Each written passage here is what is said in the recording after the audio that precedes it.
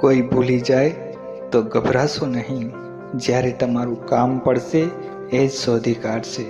તમે બસ વહેતા પાણીની જેમ વહેતા જાઓ, કચરો આપમેળે કિનારે થતો જશે.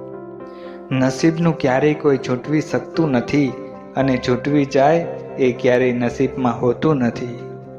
જ્યારે કોઈ હાથ અને સાથ બંને છોડી દે ત્યારે કુદરત કોઈ આંગળી પકડનાર મોકલી જ દે છે. કદાચ આનું નામ જ જિંદગી છે.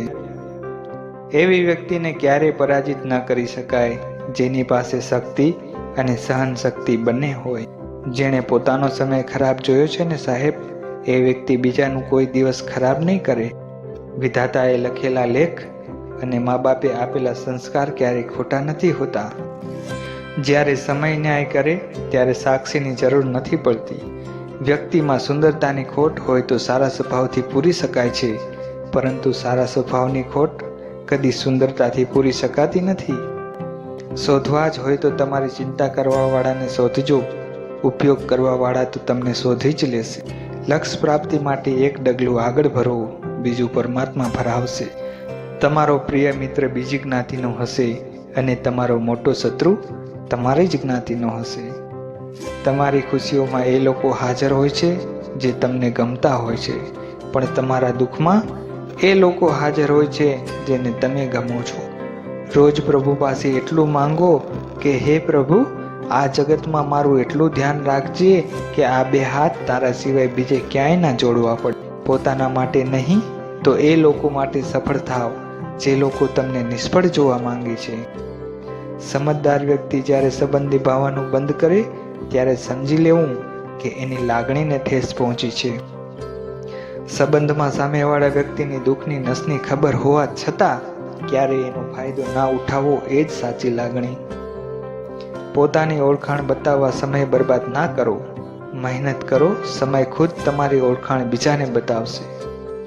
માણસાઈનું એક પગથિયું ચડાતું નથી સાહેબ, આ માણસો માનતા રાખે છે ડુંગર ચડવાનું. માફ કરતા શીખો સાહેબ, વેર વાળવાનો આનંદ એકાદ બે દિવસ ટકશે, પણ માફ કરી દીધાનો આનંદ જીવનભર ટકશે. વ્યક્તિને સમજવાની કોશિશ કરો, બાકી ઝઘડા તો દરેક સંબંધોમાં થાય જ છે. ઢગલો પુસ્તકો વાંચીને બે લીટી પણ નથી લખી શકાતી, પણ એક કડવો અનુભવ તમને આખું પુસ્તક લખાવી શકે છે. ભૂલ કરી હોય તો કબૂલી લેવું, કારણ કે ભૂલને ગમે એટલી ફેરવો એ સત્ય સામે નહીં ટકી શકે.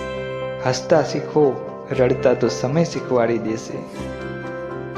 વાતો તો બધી સાચી જ હોય છે, બસ કોઈને સમજવામાં તો કોઈને સાંભળવામાં ભૂલ થાય છે. જે સાંભળ્યું છે એને માની લેવાની ઉતાવળ ક્યારેય ન કરવી, કારણ કે સત્ય કરતાં જૂઠ હંમેશા જલ્દી ફેલાય છે. તમારી કિંમત ત્યારે જ થશે જ્યારે તમારી જરૂર હશે, કારણ કે શિયાળામાં જે સૂરજની રાહ જોવાય છે એ જ સૂરજ ઉનાળામાં આકરો લાગે છે. જીવનમાં બે વસ્તુ વ્યક્તિને દુઃખી કરે છે, પહેલું જીદ અને બીજું અભિમાન. જીવનમાં બે વસ્તુ વ્યક્તિને સુખી કરે છે, પહેલું જતું કરવું અને બીજું સમાધાન. જગતમાં બે વસ્તુ મુહૂર્ત વગર થાય છે, માણસનો જન્મ અને માણસનું મૃત્યુ.